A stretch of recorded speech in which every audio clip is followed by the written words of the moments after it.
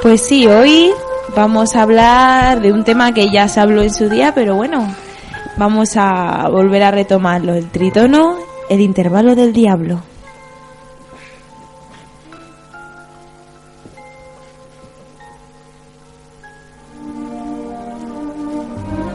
Se dice que el diablo tiene las mejores melodías, pero ¿cómo suenan estas? La respuesta la encontraréis en el intervalo del diablo, el tritono, o también llamado Diabolus in Musica.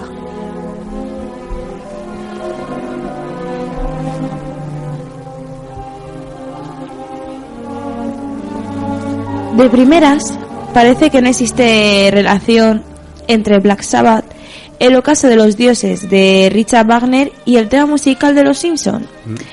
Sin embargo, todos tienen una relación, el tritono, un intervalo musical que integra 3 tonos enteros y que en el medievo fue etiquetado como el intervalo del diablo. ¿Pero por qué?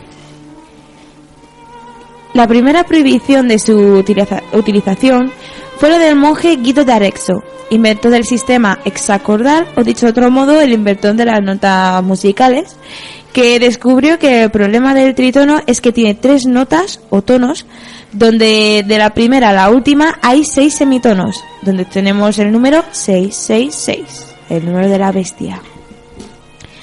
Este intervalo en el medievo era considerado por muchas personas como enloquecedor o inquietante, ya que su disonancia tan perturbadora ha llevado a muchas personas a tener pensamientos e incluso actos impuros conducidos de la mano de Satán.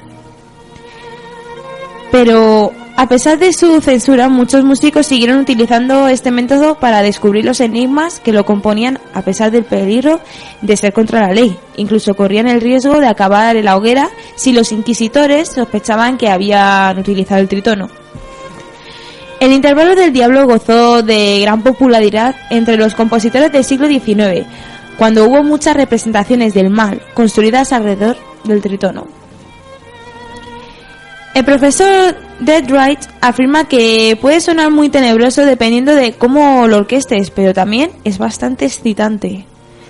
Una de las escenas más apasionantes del ocaso de los dioses de Wagner, considerada la más pagana y maligna, es cuando irrumpen los timbales y el tímpano.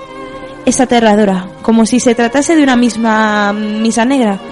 En ello hay una conexión muy grande entre el rock pesado y Wagner. Un defensor moderno del tritono es Black Sabbath, la banda de rock que fue liderada por Ozzy Osbourne.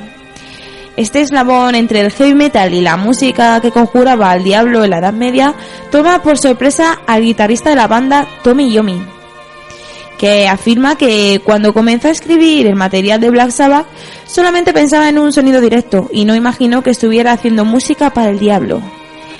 Iommi afirma que le aspiraba a tocar algo realmente perverso y que sonara a condena, aunque admite que pudo ser influenciado inconscientemente por otra música. Otro grupo que utiliza los tritonos son Slayer, que ofreció su tributo en un álbum titulado Diabolus in Musica.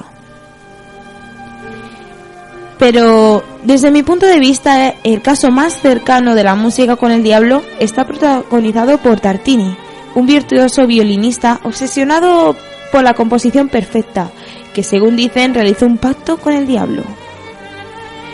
Cuenta la leyenda que en una noche de 1713 Tartini soñó al diablo. Este se le aparecía con un atuendo hermoso y perfecto, proponiéndole un pacto. Le otorgaría un violín con el que tocaría la melodía perfecta, pero a cambio el músico le daría su alma. Tartini, ansioso y cegado por la ambición, aceptó, sin pensarlo 2 veces.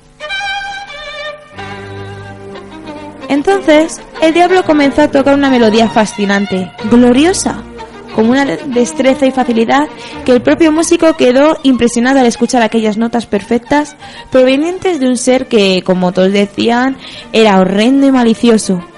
Sin embargo, lo que él veía era un hombre de belleza deslumbrante que disfrutaba tocando el violín, del cual emanaba una melodía plácida y pacífica. Al día siguiente, al despertar, Tartini recordó perfectamente la melodía y comenzó a escribirla con una agilidad de la que no daba crédito. Cuando terminó la sonata, se percató de que había un nuevo objeto en su habitación. Era un violín, hermoso, color caoba que tenía algo que hechizaba, algo mágico. El músico cogió el violín y ensayó una y otra vez la sonata hasta que llegó la noche. Sin embargo, algo no salía como él deseaba, como la había escuchado en manos del diablo. Pero Tartini no paró de tocar en todo el día, olvidándose incluso de sus obligaciones. Aunque nada era igual, sus notas no transmitían la belleza y bondad que transmitió el diablo tocándola. Por ello Tartini se suicidó, frustrado ante la imposibilidad de repetir la sonata. Pero ¿por qué Tartini nunca consiguió interpretar la melodía tal como la había escuchado? Solo el diablo tiene la respuesta. No intentes imitar a la perfección en estado puro, puesto que un ser imperfecto como el ser humano nunca logrará igualar una melodía que contiene la esencia misma de la maldad y la perfección del diablo. El violín que el diablo dio a Tartini fue heredado primero a las siguientes generaciones del músico y después comenzó a pasar de mano en mano. Por lo mismo se especula que aún circula en algún lugar del mundo. Dice la leyenda que si el violín cae en poder de un joven violinista, el diablo se presentará para ofrecerle un pacto que volverá loco al músico. Debido a que desde tiempos remotos se considera el violín el instrumento musical del diablo por el ímpetu y locura que demuestran algunos músicos al tocarlo. Tartini tituló a la sonata que lo condujo a la locura el Trino del Diablo. Muchos músicos del presente no se atreven a tocar la composición de Tartini, quizá por su complicada trama o tal vez porque temen vender su alma al diablo.